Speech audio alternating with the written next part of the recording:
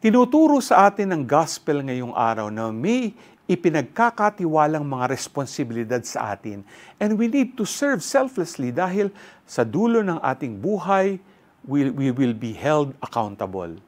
Ginamit ni Jesus ang parable of the role of a wise manager na responsable para sa kapakanan ng iba.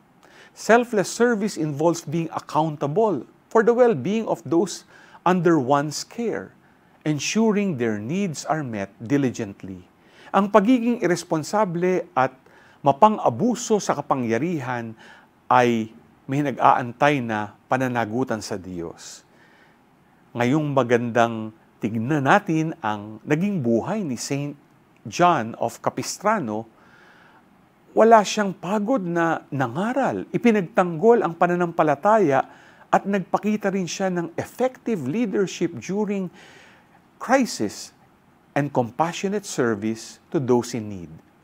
Mga ka-G, sana maging responsible sa lahat ng bagay at maglingkod sa kapwa.